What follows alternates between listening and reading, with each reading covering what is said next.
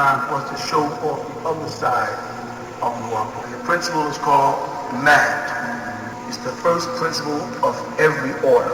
And those amongst them called the Mutasawwif or the Sufi took jihad to mean a spiritual struggle inside oneself against justice or injustice. Injustice and partiality will not be tolerated. These troubled times, these winds, they call them sentimental winds of life.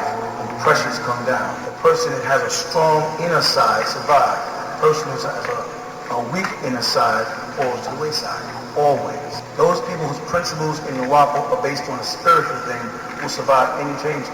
Just as those people who are Ansari spiritual, regardless of where the surface went, they were still Ansars. Whether we was calling ourselves Hebrews, or Nawapians, or Native Americans, or cowboys, whatever we called ourselves, because their roots in what we were doing were in the spiritual, not in the physical appearance of being a Muslim, wearing a tagiyah, wearing jalabiya. That wasn't where they were at.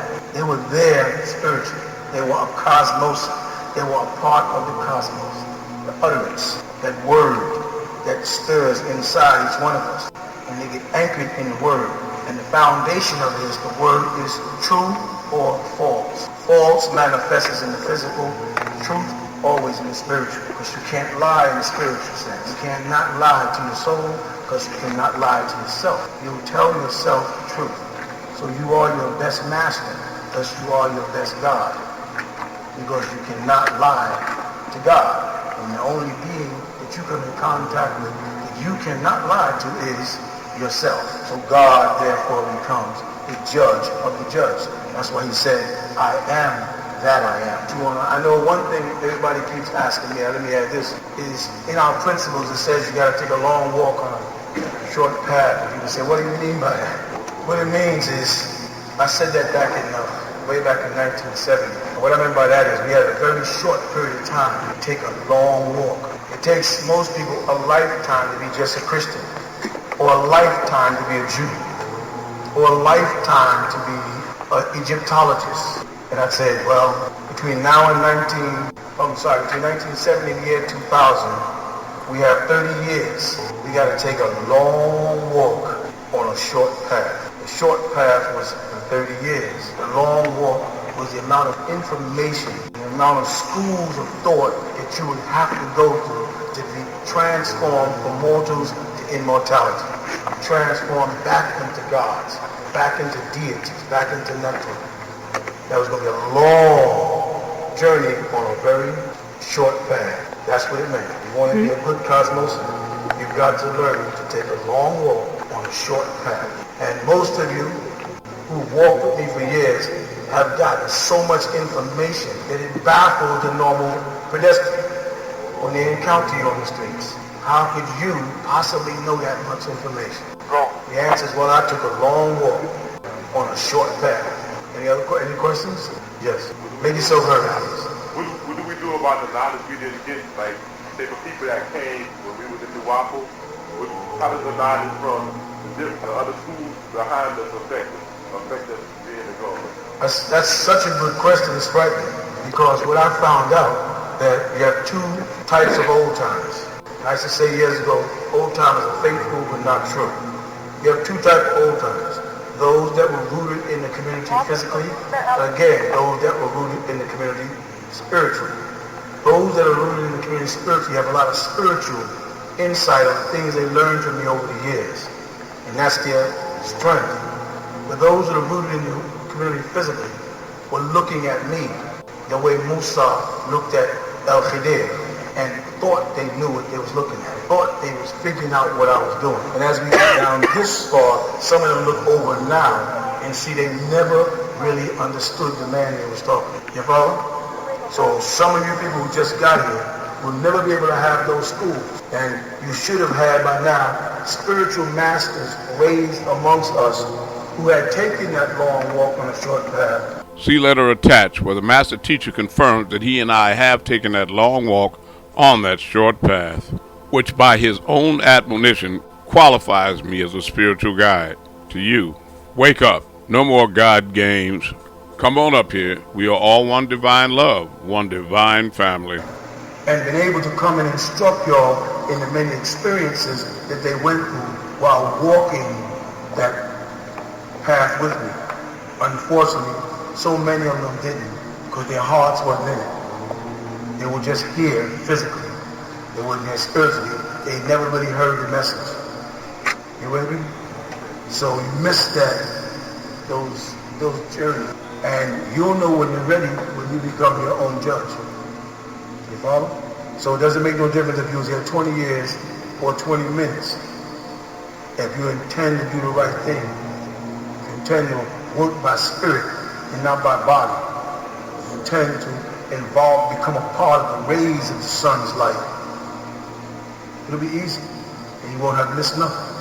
But if you come here and you just want to be a part of a mystical order because it makes you feel spiritual, you don't take your initiations, you don't follow the instruction, you don't do anything that is subscribed to in lessons, then you're just wasting my and your time. It's just something else to do. Let us bow our heads in reverence to your and my master teacher, Amun-Rayay, Yaanuwn, the Lamb of the Most High. Job well done. Yes, he did all the heavy lifting, but as he told me, Ahmed, don't forget, you and I have to finish raising the 144,000. All right, family. All right, who got a spiritual experience they'd like to share first? The only spiritual experience I had when I came down here with you. This is Darrell Brown, son of the Godfather's soul. I'm working with him because he recently had a stroke to help him become whole fast.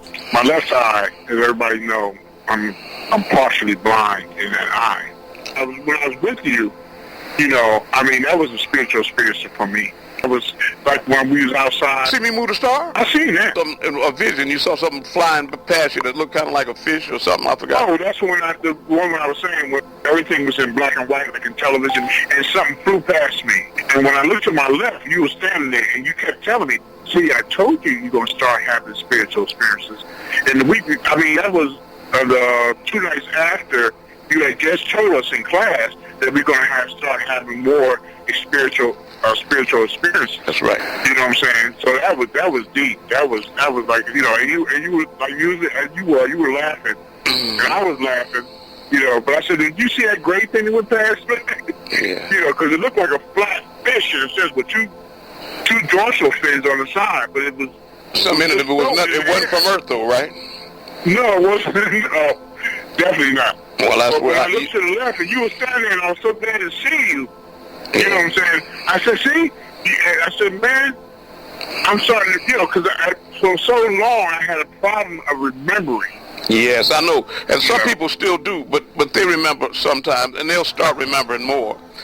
But, when things get intense and you raise up your vibrations, you'll start remembering me there more and where I'm taking you and all that. It'll come clear. That's how you know you're advancing more and more. You're waking up. Actually, in another realm. It wasn't another realm because it ain't black and white here. This is in color, and you don't have no creatures like that was flying over your head. But it was like black and white TV. Yeah, right. Yeah, that's a different place. Yeah. Yeah. And a different being and all that. That's good. I think I told you all before, but it's worth mentioning again in case it was just only on the night, the 2 o'clock chant. A few days ago, I spent like 3 or 4 hours with Amun-Rayay Yaanuwn. And I know we were in a house that belonged to me that was 2-story, and it was up in, like expensive, something that like millionaires have or something like that. But I was cleaning up downstairs, and he was upstairs cleaning up. And when I finished the downstairs, which it wasn't much, but it was immaculate, he was still cleaning up upstairs. So I told him, I said, Malachi, stop cleaning up, man, and come sit down here and talk with me. And I had a sectional down there shaped something like an L, and I sit on one side of the couch, and he sat on the other end. And we talked for like 3 or 4 hours, but it was a beautiful experience. I can't discuss what we was talking about. But it's some serious stuff going on right now, as you all know. Also, I want to bring to mind for those that are not being really alerted by the weather, that today they were speaking about, even the weather people are getting very concerned. They were trying hard to do like the people over them are directing them not to make the public panic and to keep trying to, minimize, underplay what's happening, try to, but what they're saying is that the other day, last week, they were saying that temperatures are over 31 degrees over what's normal for this time of year, and then they look back at February, and it was like 30-something degrees over what's normal, and it was the hottest that was ever recorded since they've been recording temperatures since the advent of Noah. And it's never been anything approaching that. And another thing that's important, and you can all I'm giving you things that you can fact check, but don't believe me, check it out. Also, you got to know that while these temperatures were soaring here, and it was 90s, in the 90s, someplace up north, that really blew their mind. But at the same time, while that heat was extreme like that, way down in the middle of South America and Mexico, it was snowing very heavy all over Mexico, where it's always scorching and hot, south of the equator. The equivalent of being in the Serengeti in Africa. So for anybody that's thinking that's more than a subtle indication that the poles are shifting.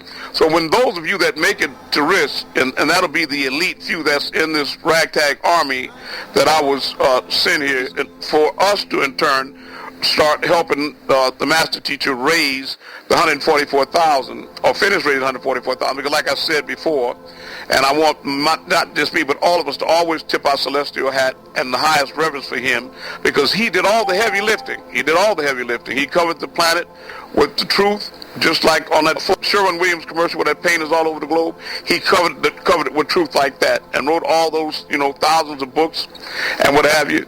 Also, I want to let you all know that I'm sending out in the next spiritual packages, among other things, that I have not one, but two separate pieces with the master teacher speaking. Now, that being said, what is the first question? Now, first of all, when a person passed, their spirit is cut from the body, right? And the person's body turns cold. Yeah, because the spirit is the heat or life in man, solar sun. Spirit and energy are the same thing, right? Spirit and energy? You see, with angelic beings or spiritual beings are simple electromagnetisms.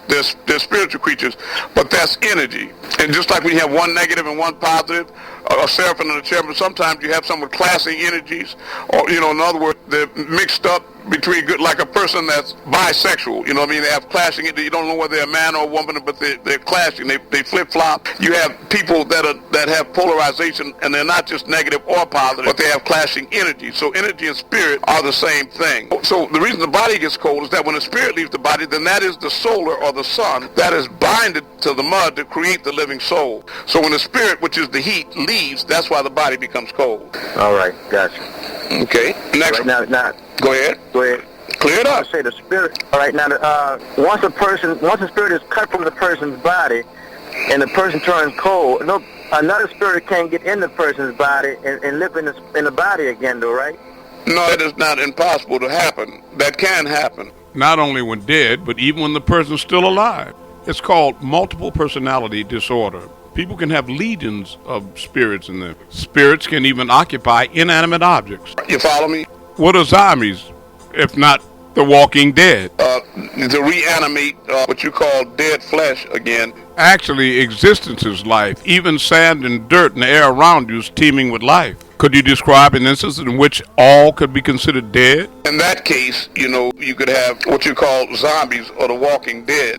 In that instance, it's possible that the earthen vessel could have the same spirit or share the earthen vessel with other ascending spirits, even one or more of their own 30 ancestors, which, if weak, can possess you even in life. When you have the right conditions, where that, as prophesied by the master teacher, Yaanuwn, that in the CDC, or the Center for Disease Control in Atlanta, which is the main facility like that not only in the United States but in the world, that they're going to, or whether it's by mistake or happenstance, there's going to be some certain airborne, highly radioactive materials just released from there, and it's radioactive. And what it is something that's going to seep down into the ground, even into graves, and it'll reanimate dead flesh, and it'll allow other spirits that are ascending spirits, not descending spirits, but negative beings that want to participate in this physical plane to go inside this reanimated flesh to give it something symbolic of life. And they can claw their way out and walk, and they'll come up out of there very ravenous and very hungry. But yes, they can. There's not anything that you want to deal with or encounter. Next question. Or keep turning that one. No, you answered it, but I didn't think that was possible. But you said it's possible, so I don't. Yes, it is. You know. This is what amazes me about people. And when I say that they're trapped, I have to get you all out of the box to expand your thinking and your consciousness, right? As far as what's possible as anything. See, first, one thing you have to rationalize and think. Use your own mind. Don't worry about the programming. And ask yourself, because those that disbelieve say they laugh, as it says in the tablets, is it possible that after we are dead and become, and disintegrated in our grave and nikara, our bones have rotten, that indeed the Most High can clothe them again with flesh and reanimate our flesh and bring us back to life? Well, the question that you need to ask yourself, and it's intelligible, it's a question that makes sense and logical. And this is what I pose right now, the question to you all, that what were you all 100 years ago, as far as physically? Okay, so you didn't have a physical body? Right. Not anyone that you know of anyway. All right. Right. So the point is that sometime between 100 years ago and now, that the Most High sent you on the phone with us tonight. So if you were nothing before, nothing is actually something without its atomic number. In other words, you were nothing tangible that we could see, hear, feel, smell, taste, or touch, right? Right. Anything physical. So now, since you were nothing before, then the Creator evidently got you on the phone tonight from out of what you refer to as nothing, actually, right? Right. Okay, well, if He can create you from nothing, why is it so hard to imagine that the thing that was created is down in the grave and it disintegrates and it's in pieces and what have you, but he can't recreate the remnants of what was already created from nothing from the remains of it. Right. If he can, in other words, if he can make you out of nothing, why can't he remake you out of something? Right. I hear you. Yeah, I hear you. I'm saying seriously, is that reasonable? Yeah, it's reasonable. I just thought once a person passed and the spirit leaves their body and they're dead, that is a disembodied soul, or just a spirit still walking around alive. They just don't have a body to participate with. Right, and those conditions are not mutually exclusive. That's hell. That condition is called hell. Right. Yeah, I know they can do that. Because they gravitate toward the earth and they're a disembodied soul, a disembodied spirit. Now, people that have their frontal lobe or third eye open, they can see them sometime, men and women walking up and down the street with their heads down, usually dragging their feet. Or I remember one time that I was invited to go to a nightclub with a bunch of close friends.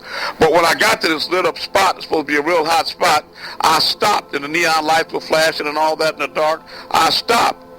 And I told him, I said, no, I'm not going in there, and I advise y'all not to, right? But what I saw, because my third eye was activated, is something they didn't. I saw hanging from the telephone power lines upside down and from tree branches, disembodied souls of men and women, and they were like raggedy, like androgynous beings and all kind of mixed up and ugly, hideous forms, and they were in a spectorial sense like that. And I watched them as these men and women that were intoxicated and what have you, moving in and out of the club, right?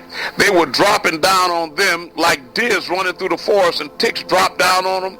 They was dropping down on these men and women that was drunk and high and intoxicated and rebel rousing and having all these low vibrational thoughts. They was dropping down and going into them people just like ticks on deers running through the woods. I said, damn, look at this. Nah, and no wonder they'd be breaking out with so much fights and people in cars, cars rocking, having sex and hitting drugs and shooting needles and do everything that you wouldn't do in front of your mama. Going on, see what I'm talking about?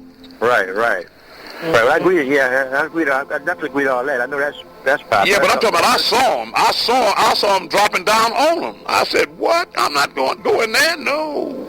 I'm not going to walk up under that gauntlet. No. I heard that. They frequent them kind of places. They wait for niggas like that. Yeah.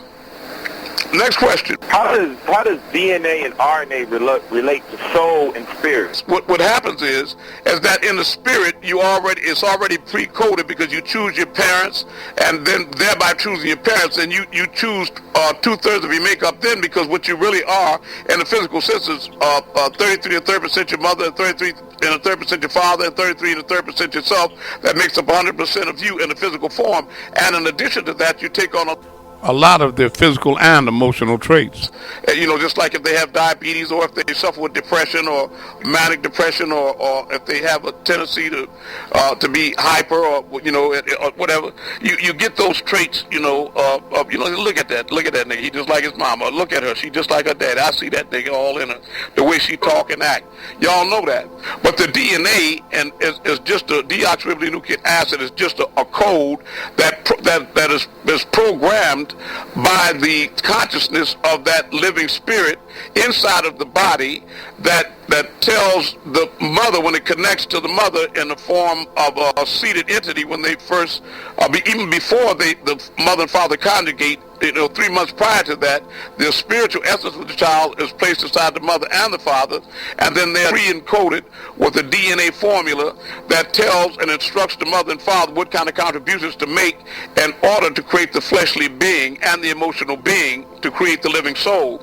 So that after, for example, the first 3 months passes in the first trimester, which most people identify as the second trimester, but we know that's not true because it's not a 9-month pregnancy, because if it was, you'd have a birth every 9 months instead of every 12 months. So the point is that it instructs the mother, when it connects to her in DNA, she has an organ in the top of a nasal cavity. It's not a fundus, I forgot what it is, but it's a special organ that women have, that when they inhale, when they walk the physical plane, that when people that have men and women and children that have passed away and their body deteriorates and breaks down, their minute particles that work their way up through the soil, and then they start floating around in the meticulous of the atmosphere, so that when the woman inhales, she takes in all of these particles of these decomposed bodies, and they reuse them again. Just like you take glass or and recycle it, or metal or something, they recycle these different features that they want, that add up to the right hue or color, 2 different things, or bone structure, or gender, or whatever, and then it goes to that light, which is the spiritual essence inside of the mother, and it starts clothing it with clothing of flesh, just like the invisible man putting on clothes so we can see where he is. And everything that she inhales that she doesn't need, it comes back out of her nostrils. That's why pregnant women often have a heavy mucus discharge while they're carrying. Right, and it tells them how to shape it up, what gender to give it, what race to make it, and all of that. You got it?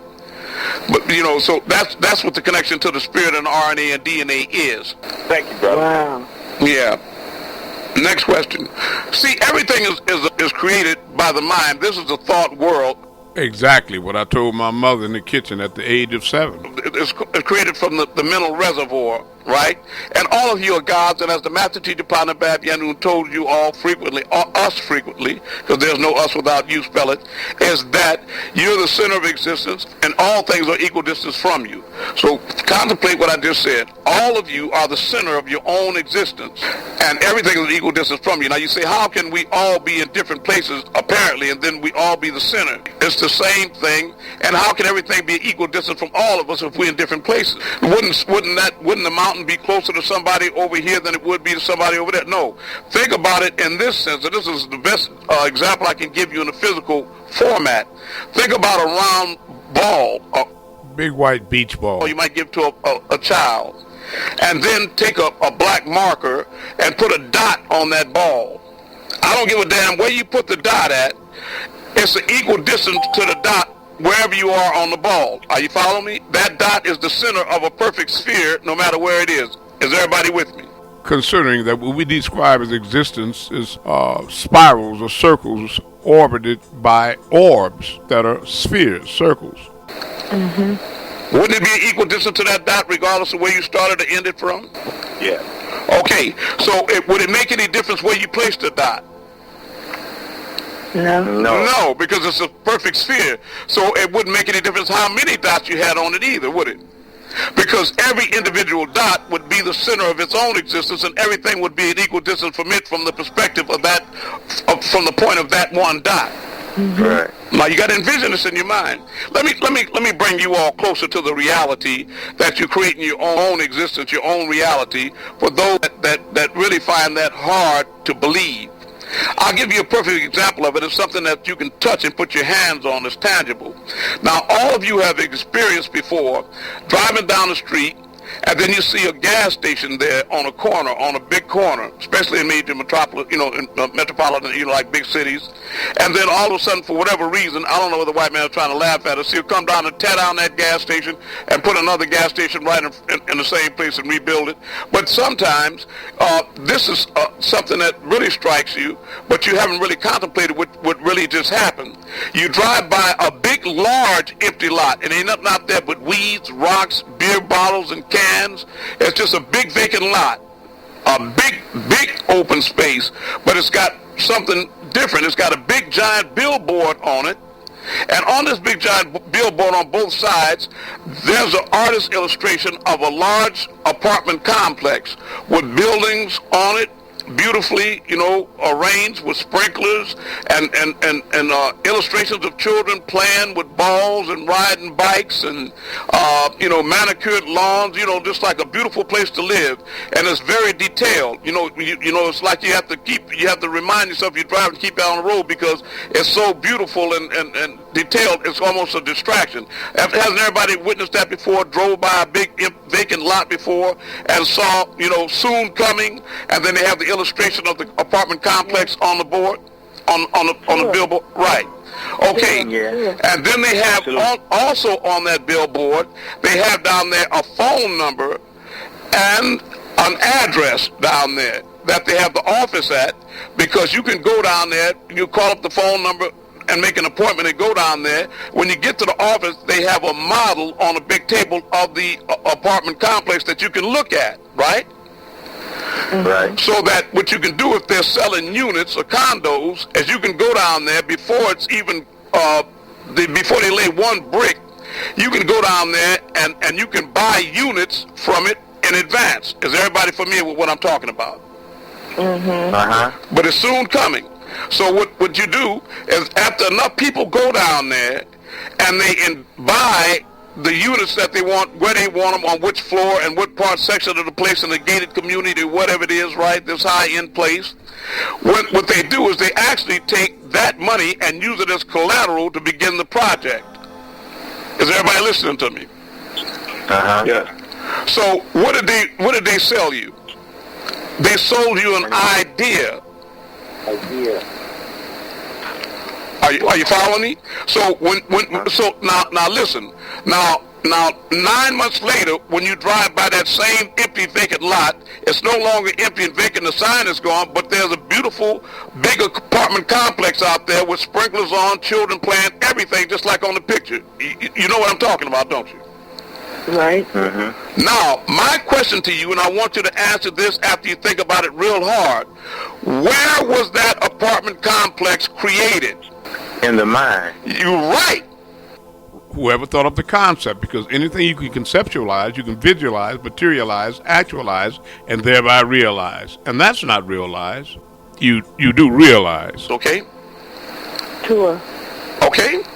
So, that apartment complex was created by the mind of whoever conceived of that idea, that project. Right. That's what it's made out of.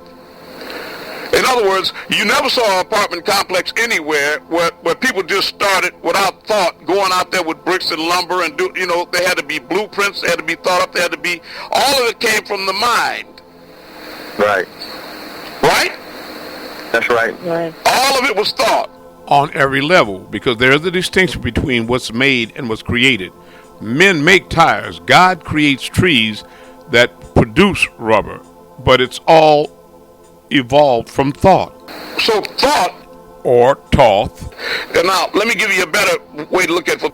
People that have a religious perspective or point of view. You'll remember scripturally a statement like, through faith we understand that the worlds were formed by the word of God, so that things that are seen were not made by things which do appear. Remember the Reverend Deacon Porchon, Pastor Fried Chicken said something like that? Yeah. Let me say it again. Through faith or belief, we understand that the worlds, meaning the sun, moon, stars, and heavenly bodies, were formed by the word of God. Couldn't find upon say to a thing be. So that things that are were not made by things which do appear. In other words, the apartment complex was not made by something that you could see, because you can't see thought, right? Right. So now let's translate that in a spiritual religious context so that people that think that way can see it.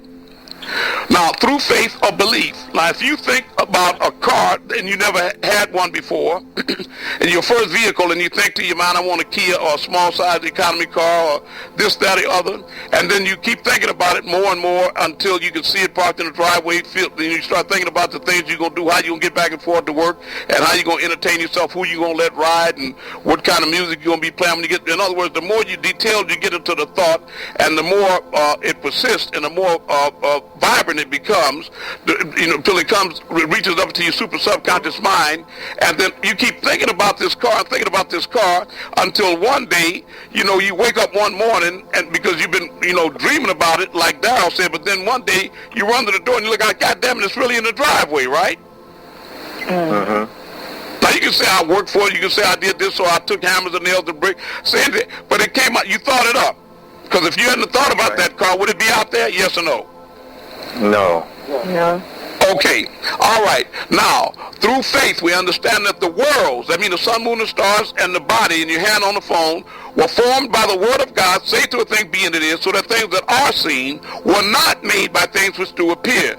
Meaning that every one of you can go outside tonight and look at the moon in the sky. Am I right? Right. And we'll agree that it's there. Right. So we understand or overstand that it was made, right? Or created. We don't believe in poof, right? Right. Okay, but now since that's creation, right? The moon is. Right.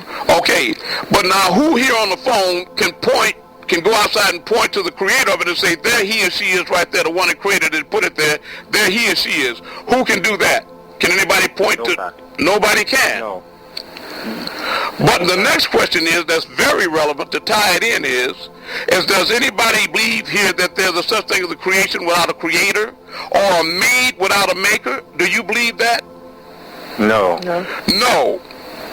So the next important question is which is realist in your mind? The creation or the creator of it? The creator of it. So if the creator of it is realer than the creation, by that affirmation you just confess to us all that the unseen is realer than the seen. Right. Amen. I don't think you heard what I said. Now, if you can see the moon and it's created, but you can't see the creator of it, but the creator is realer than the creation, then that means the unseen is realer than the seen. So that transfers into the aspects of you that I can't see are much realer than the aspects of you that I do see. Right. Well, so much for the concept of a bald-headed white man with bird wings playing the harp, walking on clouds that's white, and omnipresent in a totally black existence. That's a commercial. King James, Numbers chapter 12. Now for them niggas talking about it, if I don't see it, I don't believe it, this, that, and the other, and don't tell me that third eye stuff, and I'll come back when you're ready to come back down to earth and all that. Walk away from them. Because we know that you all have three eyes, you got a third eye. We understand that, right? Right. Because the proof that I have a third eye is not in me being able to show you mine, but you being able to see through your own. Because if you got one, that means I got one too. Yeah. And everybody's experienced before closing their two physical eyes and still seeing things like their car or their mother's face or their best friend on the playground. And again, it's not just memory, because you've all had dreams, and a week later something happened. You told the person next to you, I saw this in my dream a week ago. You can't remember the future. So you got the all-seeing eye. The eye all on top of the pyramid was the nasal cavity or the pyramid pyra when you face the mirror, right? Or God inside the temple. Not a building, but the temple is the place on the side of your head, next to your ears, the eyes, the windows of the soul. Is everybody with me? Church. That's right. All right. Now the thing is that when you use your physical eyes, right, aren't your eyes, if you're inside of a building, restricted to the parameters of the room, to the floors, walls, and ceilings? You can't see past them. Am I right? Is everybody with me still? Yeah, that's right. But if you close your physical eyes and use your all-seeing eye, what is this? You can see your best friend on the playground in the third grade, can't you? That's right. And you can see tomorrow sometimes, or what's around the corner before in a city you've never been to. But when, I'll be damned, when you turn that corner, ain't that pink church there just like you thought? Yep. Yeah. Right. You'd have been in a bright living room with people having a conversation before, sitting around in bright light on couches, and you never had that, but you shocked and stand there still and frozen because you know you heard this deja vu. You've been there before, you heard this conversation before, and you almost know what everybody gonna say next, but you still frozen and quiet because you don't want to interrupt them, because you know if you do, they're gonna try to change it so they can pretend like that's not happening, and you crazy. Right. Right. So you just stand there quietly and watch it unfold and think to yourself, God damn, what? Y'all ain't gonna believe it, but this didn't happen before. I lived this before. And then people just look at, yeah, I hear you, and then we let go on like that. But them niggas know you ain't kidding because they done all experienced it too. Right. So my question is which eye is the most powerful? Your two physical eyes or your third eye that we can't see? The third eye. That's right, because it can see through walls and through time and space and backward and forth. That's right. Again, you have to remember that when I ask you who you really are, right, or what you really are, right, everybody's got to contemplate that. What are you? You're an enigma. Consciousness. Yes, exactly. You see, because wherever you all are, if you sit in a chair, if you look across in the room anywhere and you can find an empty chair in that house anywhere, and all of you can do that, right? Right. So if you can imagine me being able to somehow take your memories and put in that chair over the empty chair, your thoughts, your imagination, your emotions, your feelings, your thoughts, and your soul, your spirit, your consciousness, your emotions, if I could put in your memories, and if I could put all that over in that empty chair, what would be left on the phone here with me? With us. Right. But if you're looking at that bad outfit still look empty. Now that's the cat's pajamas or Wally Kalubi. Still empty, right? Right. So but that's really what you are. That is the real you. Because without that, whatever you calling that you can't see, hear, feel, this thing that you call in the body that you think is the real you is nothing but an empty shell. An illusion. That's all it is. You thought it up like an apartment complex. Now I'm just looking back to see if you looking back to see if I'm looking back to see if you looking. Anybody getting closer? Yes, indeed. See, in other words, what I'm saying is that there's no defense against an invisible enemy. If you keep on thinking like you've been programmed that there's some God, mystery God up over clouds, walk with a bald head and a beard with bird wings in the back playing a harp, you know what I'm talking about, and he's the Almighty and etc. like that, then you separated yourself from your own divinity, right? Because if he's the Almighty, then you rationalize there's none left for you. And if he's in heaven, you must be in another place. So you create the image, all white people in heaven and white people like yourself in hell, in other words, right?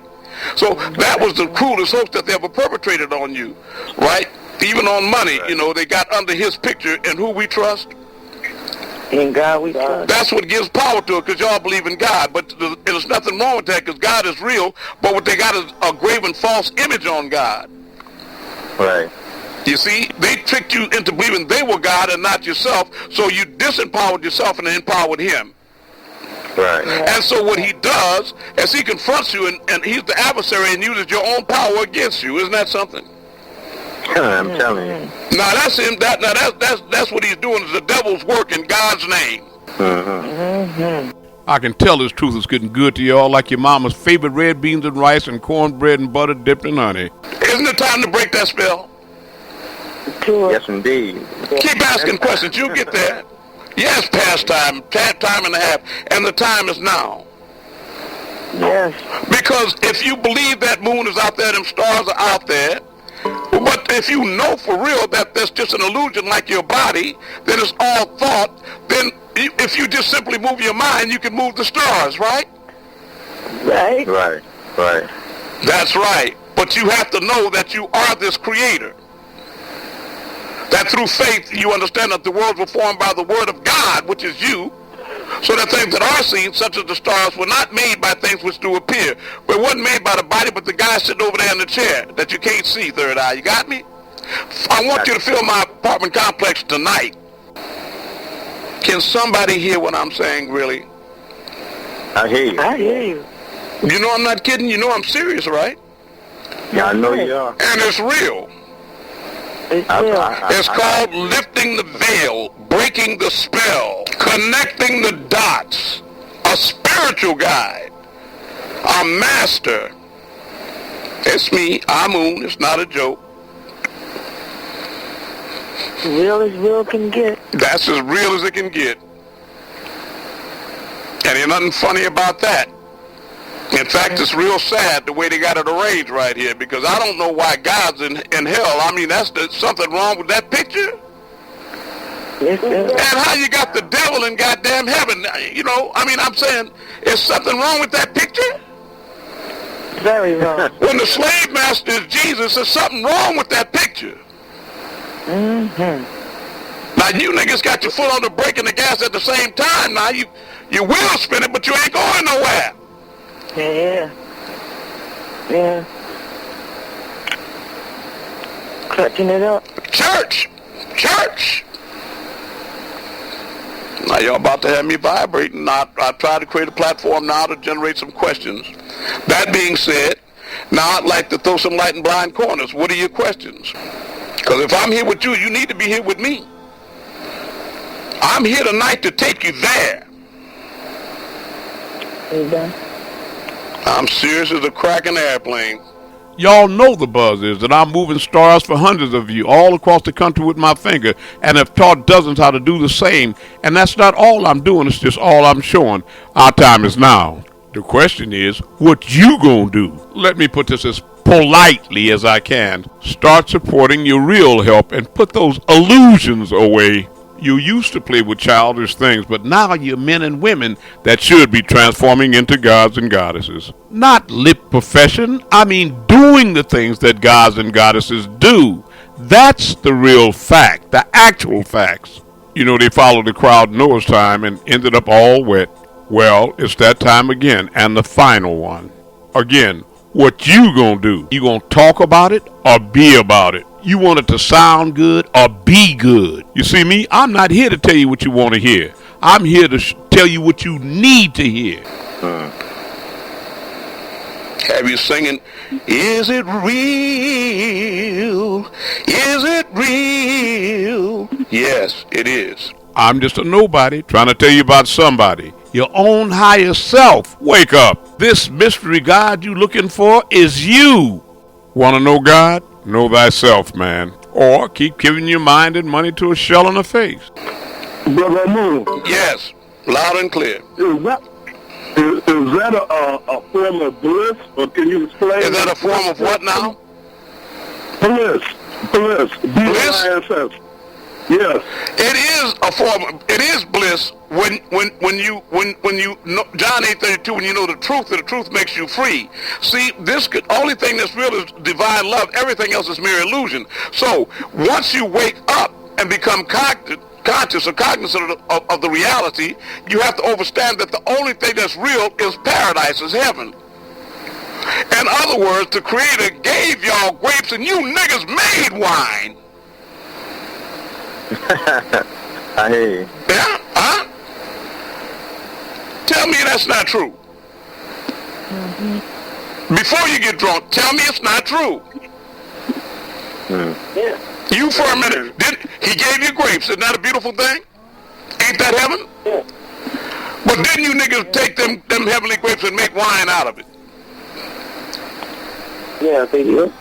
Okay, all right, well, I'm saying, it ain't nothing but heaven. But look what you're doing to heaven. Yeah. That's why you got kicked out of it. And heaven and hell, they're conditions in the same place. You don't go up to heaven or down to hell. It's all, like I told you before. All of you in the building right now, and it's dark on the roof in the place you're in, right? Yes or no? Yeah. But if it's left standing long enough in the same place, it'll eventually be daylight in the same place, right? Right. But day and night are two physical poles is under two opposites. They can't exist in the same place, can they? Right. Wrong. They can. Because you have day on that roof and night on that same roof in the same place, right? Right. And like I told you, you can be at home on that pillow in that spot, and you can be in heaven. And you have been before, haven't you? Mm-hmm. But if you got a terrible, murderous toothache, and you in that same bed and that pillow on that same spot, you in hell. Am I right? Right. Myra. Now, what I'm trying to say, that all of you got one mouth, and you can tell the truth from that place, can't you? Yeah. Right. And y'all can lie from that same mouth, can't you? Same place. Right. But I'll be damned if you can tell the truth and the lie at the same what? You can't do it at the same time. So you got day and night in the same place. You got day and night in the same place. And you got the truth and the lie in the same place. And you got heaven and hell in the same place. But not at the same time. These are two conditions. Conditions perceived by those, only by those in it. So you can be in heaven and be sitting next to somebody in hell. Wow. Is anybody, can you hear me with your good ear? With your good ear? I heard you. I heard with both ears. Right. I want to make sure that y'all wake up. I'm not kidding. It's not a game with me. It's a game being played, but it's not. I'm not the one playing it. I hear you. And I need you all to help me. Now, these ones that's playing this game are trying to turn off my lights right now. I need y'all. Help me to keep telling this truth. They threatening me in every way. Next question. I hope you heard that with your inner ear. That's true right there, but I'll see what pops up in the mail. Go ahead. No, I'm serious. I'm not kidding. Go ahead. That's your cell phone, right? All right, Pops, I need you to set the record straight for me. All right, Pops. By the way, you doing your job. Benny Santiago, you doing your job. Bless your soul. All right, Pops, I got you to tell me the true nature and intent of the Ashtar Command.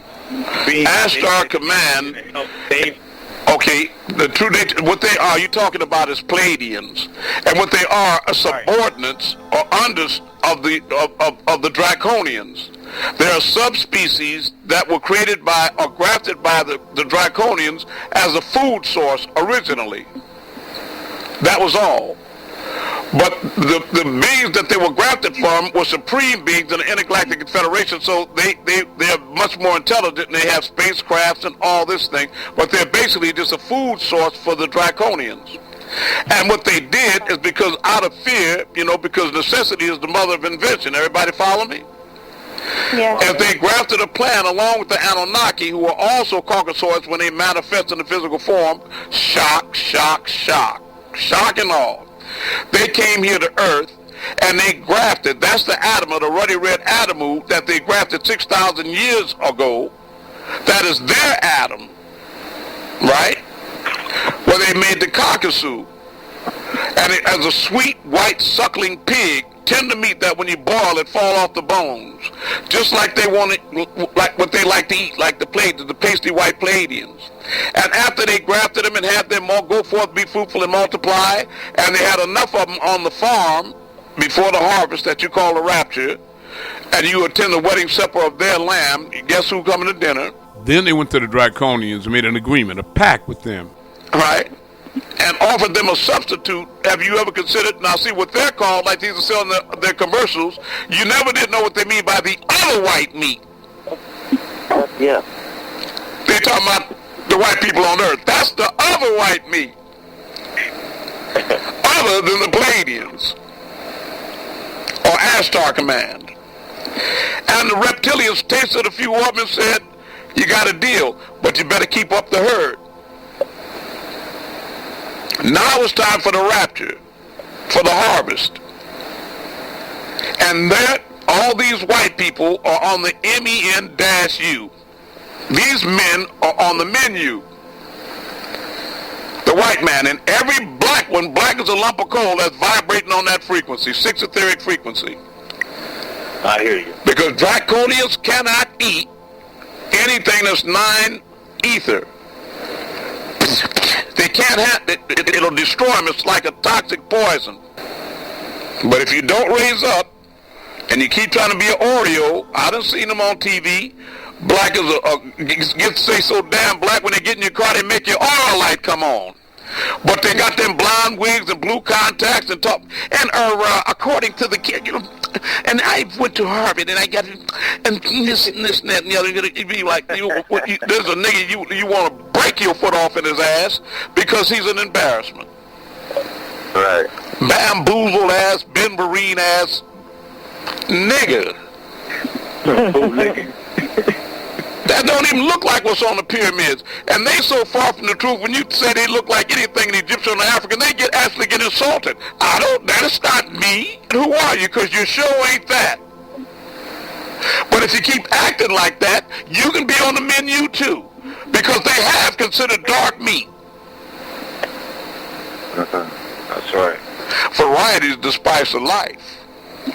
Right. And they got them niggas eating the right stuff to season them up good, putting on the right perfumes and colognes, and what they're doing is seasoning their meat. They don't even know it. And working against other black people, working against their own. Ain't that something? And working against their saviors, the ones that were sent to them to help pull them up. And at the very least, not doing a thing to help them. Right. You follow what I'm saying? Sure. And getting mad if you ask them. But now Reverend Deacon Porchon, Pastor Fried Chicken, they filling up football stadiums and they got billions of dollars. Sure. Around there screwing their little boys in the butt. Yeah, I understand. And what you paying the Reverend for? You can't ask no questions. And he's there with you only one day a week for a couple of hours. Yeah. And he make you feel good when you foaming at the mouth and some old lady's getting stiff and jerking all over the floor like they're possessed, like somebody at a Michael Jackson concert. Got to take them out on a stretcher and all that. I understand you feel good. I understand you. But now Monday, Tuesday, Wednesday, Thursday, Friday, and Saturday, you're doing the same again. Right. That's a game. That is people dressed up flirting with religiousness, playing with God. Y'all know it's not true because every one of y'all done had some aspects of the King James Bible in your hand before. And as long as all of you Christians that used to be Christians used to go to church, every pastor, reverend that you ever heard preach before, they know that Bible like the back of their hand and the front of it because that's what they make their living out of. How come you never heard them read any of the things that I tell you that's in that King James Bible? Like you are gods, and everybody white is cursed and damned and execrated by God, and that all the prophets were black, and that Jesus and Mary were niggers. How come I'm seeing all that in the Bible and they're not reading it to you? Because they lying by omission. They're doing the devil's work in God's name. That's why they got a backwards ass collar on, because they know they're lying from that Adam's apple. That's why they dressing in black instead of white. Yeah. How you gonna have a city with 1,000 churches and all them different denominations and they swear every one of them they got the truth and the rest of them going to hell? I can go along with that if they didn't all have the same book. Something's wrong with that. How you going to heaven and I'm going to hell and we following the same book? Nigga, please. Nigga, please. Yeah. You've been bamboozled. It's called divide and conquer. But he's a liar, the author and the father of it, and you know it. And a murderer since the foundation of creation. And he despises the truth. But they got one coming. You may see him on a white horse with a sword and his vesture dipped in blood. And on his thigh be written the name, Lord of Lords and King of Kings. And they call his name the Word of God. Now, he going to make straight the crooked ways. Oh, yes. And he going to make straight the way of the Lord. Because his kingdom is going to come down to earth as it is in heaven. Trust me on that, and I'm Amun, I can be trusted. Sure as the stars above you, it's going to happen. Now make sure you on the right side of the ignorant pole when the lights come on the smoke clear way, right? Yes. Right. I'm serious as a bag of dead babies. I am serious. It would generate some questions. I have another related question. I'll do my best, son. Are they instrumental in the esoteric whitewashing? Because I remember when you said it's for every species, there's agreeable and disagreeable. Yes. And every time I'm doing research, whether it's downloading information on the fifth dimension or activating my higher senses, I always see the Ashtar Command's seal on it. Yes. Can you elaborate on that? Yes, I can. The one thing you have to understand that it's all hypothetical, it's all conjecture, it's just all guesswork and distractions and misleading, right? Because let's jack it up a little bit. How are you going to have a sixth etheric being telling you about a seventh, eighth, or ninth dimensional reality? That's right. How are you going to have a being that only has a spirit and no soul to guide you and give you instructions on how to get to paradise? That's right. That can only vibrate on the sixth etheric. That's what I'm trying to say. It's just when you even look back at history, which should be two words, HIS-STORY, that's his story. When he looks back at the pyramids, he don't know because he wasn't there, because he was only here 6,000 years. They've been there for over 70, 80,000 years. So you see, what he's calling history and trying to define, talking about they rolled them on laws and got so, ain't no treason or death. Listen, stop all that. Ain't no niggas with no ropes built. Can we please stop it with the white magic, Lucy. Let's come on down to earth. You wasn't there. So what you calling history is you talking about me. And that's really my story, which is a mystery to you. That's right. You don't know nothing about how no pyramids was built, because you don't know about light amplified stimulation, emission, radiation, laser beam, lodestone, reversing polarity of magnetism, or how the layer of the 19.5 grid and coming and lining up with which stars and having to come down through which chambers on the king and the west, or whether they was used for communication devices or archives to store information, or who built them. You don't know. Or why they on the dark side of the moon, or on the plains of Sidonia on Mars? That was Viking 5 in 1970, where Greg Moeller flew over and took those pictures of the Homo erectus face and the five-sided pyramids that were there on the 19.5 grid. The three main pyramids line up with the three stars in the belt of Orion. Again, in my father's house, there are many mansions. And that's why I always use Orion for my email address or directions in the sky, because in my father's house, there are many mansions. For those of you that haven't heard the DVD by the Patar Rack, put out by the master teacher, Partner Bab Yaanuwn, look up right now, when you get a chance, who is the Nawabian Christ? You find out his name is Amun. Does anybody really know what time it is? Does anybody really care about time? Yeah. Next question. I have a question. Yes, I'll do my best. You've said this many times in class. Picture yourself, sitting there and there's a chair. You take everything, take your body, take your mind, take all that and put it in the chair. Another chair. Another chair. And what are you left with? And right. You're left with nothing. Can that be an exercise for us to help us? Exactly. That's what you should do. Another one is good. Is that another good way to do it is when you walk past a mirror or say a clear body of water like a swimming pool and you see your reflection in the water. Have you ever done that before? Yeah. Look down at the reflection and say, that's the real me, and this is the illusion up here walking, looking at it. Yeah. Say that again? When you're walking past a clear body of water and you see your reflection in the water, say that reflection is the real me, and this is the illusion looking at it. Okay. In other words, if you got some lint in your hand and you're looking at the mirror, you can comb the mirror all you want. You'll never move that lint until you realize that that's only a reflection. Okay. The reflection. Okay. That's right. So you got to do what the master teacher asked you to do. You have to turn yourself inside out and your perspective of who and what you are. You have to make that journey where? Within. Within. See, now everybody knows it. Preach. just like a choir. Y'all said that in unison. We can call that. I'm gonna write a song called Within. Y'all said that so beautiful. Now everybody knows it, but it's the practical application of it that'll make you a star mover, which is not the place that you're trying to arrive. It's a crack in the door. It's a direction that you headed in.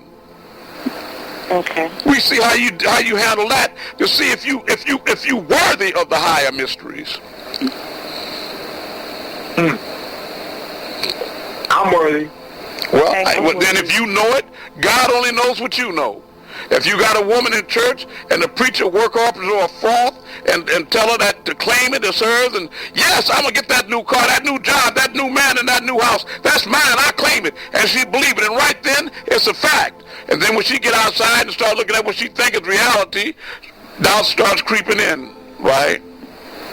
Right. Well, I only make so much an hour, and I got these kids, and I really don't. My credit score is not, when she starts thinking, oop, I forgot, I can't fly, and then the what you call it, road runner drops and falls after you've been walking on the water, Simon Peter. Mm-hmm. You follow what I'm trying to say? Because God only knows what you know. If you don't believe it, God don't either, because you are God. That's right. I believe in myself. Well, if you believe it, you better know it. Because belief ain't enough. We don't deal in faith here. This is the fact factory. Now, that's the actual facts. Fact factory. That's what it is. I like that. I do not deal in belief, hope, faith, and conjecture, and hypothesis, wishes. When I go out to move a star or make a flower bloom or turn pink, I go and do it. I don't try, like the man said on the Matrix. Stop trying to hit me and hit me. The boy told him, said, look, how am I been? I'm not bending a spoon. I'm bending my mind. Mm-hmm. Right. That's right. Stop identifying with the character in the story as this is me, and come on up here and remember that you're the author of it. Then and only then will you have control over what happens on the next page of the next day. Then and only then. Keep on identifying with that empty shell in the face as this is me if you want to. That's right. You better start worrying about the content of your character. But I don't pass judgment because nobody knows what's inside the sun, right? Spell it any way you want to. Got me, daughter? Can memory and consciousness be thought of as the same thing? Say it again. Can memory and consciousness be thought of as the same? There can be no memory without consciousness, just like you can't have a child without a mother. But you can't have a mother without a child. You can have consciousness without memory. Right. Because you have to have events to have memory, right? And it takes consciousness to create events. Right, memory. So they walk hand in hand? Well, no, you mean it's not hard like the chicken or the egg. Which one comes first? I'm telling you, it's consciousness is first. Okay. The fact factory. Say it again a lot louder, please. I'm just saying what you said. The fact factory. I like. That's what it is. This is the fact factory here. But see, they got all them other classes. They got everybody's ear. You know why? Because them teachers telling people what they want to hear. Not the way it is. Not the truth. People want somebody to confirm their already erroneous, preconceived beliefs, and they find comfort in that. Yeah. So they can live in a pretty hell. Yeah. Pretty hell? Oh, yeah. Can I say it again? Yeah, nasty nice. You know what I'm saying? Nice. Say it again. What kind of hell? A pretty hell. Yeah. Nice pretty hell. Okay. Wow. Nasty nice. Yeah, nasty. Yeah. Millie Jackson. Be happy in their sadness. Yeah, nasty. Nasty nice. Yeah, they made a song about it. It makes you feel all warm and fuzzy when you hear what you somebody confirm what you believe anyway. See, I done found my church home. I knew that after he was preaching for 30 minutes, child, I knew I'd found my church home. Because he said everything he wanted to hear. Right. Right. If you want 7 wives, you want to be a Muslim. If your ass want to eat pork and drink beer and gamble and screw little boys, you want to be a Catholic. If you want to do... Is everybody with me? Oh, yeah. Uh-huh. Talking about God creating. You niggas creating God in your image and likeness, not the other way around. I'm at the fact factory. And that's where it's at. But a lot of people claim the truth don't hurt. That's a damn lie. That's a lie. But I'm not here to sit you on my knee like Santa Claus. I'm not here to sit you on my knee. I'm Amun. I'm here to set you free. Thank you. That's my job. Just doing my job.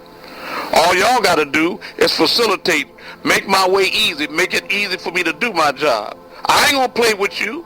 Don't play with me. Mm-hmm. I don't need to live like Eddie Long or Price or Creflo Dollar, but I don't need to be running around here that every time you look at me, look like my hand is shaped like a tin cup and I'm begging. I don't like that. And you shouldn't have to beg. And I shouldn't have to. Right. No. Right. And the hell away with them niggas that's doing that. Even a crackhead pay for hell. And it's expensive. You think the devil giving up hell for free? That ain't funny, but it's true. Cold hard and true. You're right. Bringing that lie to a screeching halt and making the devil run for tall grass. And that's why I said all of us on this call and every week, I don't care, little becomes much. That's You right. got a little, you send you a little. That's right. And you get a little bit more, you send you a little. I love you. Because he does all he can do for us. I really do. And I know you do. I really do. 24/7, I'm on my job. Mm-hmm. And my job is you all. $3 helps. $5 helps. Well, I don't know about that, but anyway, I love you. I love the idea of it. You see what I'm talking about? A little from everybody, little helps. Well, I mean, a little more than that'll help. A lot more, because I live in the real world now. See, I mean, I can't. Yeah. It ain't enough of us here for no $3 or $5 or $20. That ain't gonna. You know what I'm saying? Yeah. You know what I'm saying? Yeah. Now, if I was Billy Graham, the Ram, or Eddie Long, and I had, people on TV, and I had, 45,000 people listening to me, then everybody could lick a stamp and put $1 in it, and it would mean something. But it's not that many people around that's trying to hear the truth. You follow what I'm saying? Because it hurts. That's why They know who I am. That's why they avoid me. That's why they don't like me. That's why they fear me. That's why they ostracize me and lie on me. That's why they try to think of ways to be against me. Hey. Yeah. Because they want to pretend like they already know what they know they don't. Exactly. You're the reminder. That's all. And that's all I am, is a simple reminder. I have no power to compel you. You said it right, sister. That goddess that said that was the voice of reason. Yeah. That's the light that came out of the darkness. You just threw light in blind faces. You couldn't have said it no clearer. In fact, you said it, you echoed the words of the Creator. From God's mouth to your ears. That's what I am, a simple reminder. A reminder. Yeah. Ikra bismillahi alayka. Read, Ahmed, read. And your Lord will magnify. Read. Remind them. It's to reminding others benefits. There's benefits in reminding others. But you have no power to compel them. Right. Hey, Brother Amun. But surely those who choose not to follow you, they'll have their day with us. Yes. Yes, they will. That was my niece who said that, Brother Amun. Well, your niece is smart, and she's ready, and welcome home. Welcome back. Your dreams are your ticket out. Ticket out. Yes. Thank you. Thank you. Thank you, and bless your soul. Family. Father, brother. Yes. Sisters. That's right. Yes. We are all one. Yeah. Now, anybody else have any questions before I go? When's your next conference? every Thursday and Sunday night, 9 p.m. Georgia time. Conference call number 712-432-1701, code 901-247 #. Coming up now, Monday, Tuesday, and Wednesday, it's going to be supposed to be clear skies. So if you all find, sister, I need you to go out and try to look up Orion star constellation, the 7th star. Let me be specific: the 7th star Orion constellation. Because when you look up Orion, they're going to give you pictures of men with bows and arrows and all kind of confusing things.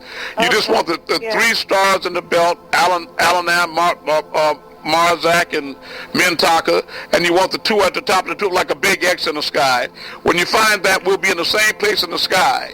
When you find that, that night we'll go out Monday or Tuesday or Wednesday or either all 3 of those days, and you tell me which stars you want me to move, and I'll take my finger and move them for you in the sky. I don't care where you at.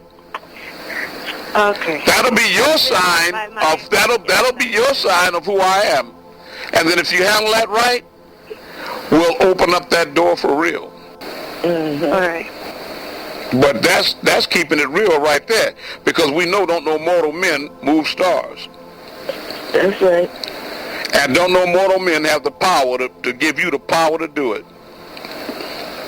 That's right too. That's right. And if you wasn't doing it before you met me, you better stop lying to yourself. You ain't doing it now. Well, if you're doing it now right there, it ain't nothing that you just doing it on your own. Wake up, stop that lying to yourself and everybody around you. Stop that. Stop trying to pretend to be masquerading as something you're not. Something that you're not. You being a fool around and got yourself and everybody in hell for real, in the real way. It's just like people that got down in this matrix here, and they done turned 5,000 corners in a black cave, and they done got lost, tangled in this morass, this mirage, lost endlessly in this Las Vegas state of mind. But I'm Amun. I'm just like a ball of yarn, kite string that you kept in your pocket, back pocket, and every time you turn the corner, I was unwinding line. Now you done got lost and you don't know where you at, which way to turn. All you got to do is reach back and grab that rope and start winding it back up. And I don't care how many turns you made, right, wrong, left, and up and down. You keep following that rope, hold on to that and winding up that rope. You gonna see light in a minute. Did we put help in our way? Say it again. Put help in our way. Did we, like you said, we chose our parents. Did we put help in our way for? Oh yeah, that's right. That's right. Because you are God. This was I'm what you call a fail-safe that you put before you came down here. You had a fail-safe before you went into the scary house. I was your way, because see, they're created beings, but there are other beings like on the Matrix that are not like Mr. Smith or the devil. They go down into the Matrix. Now I'm one of those that straddle both realities. I got a foot in this world, but I always had a foot with the Creator. I never completely left. That's a spiritual guide. That's why I'm qualified to lead you back to paradise, because I've never fully left.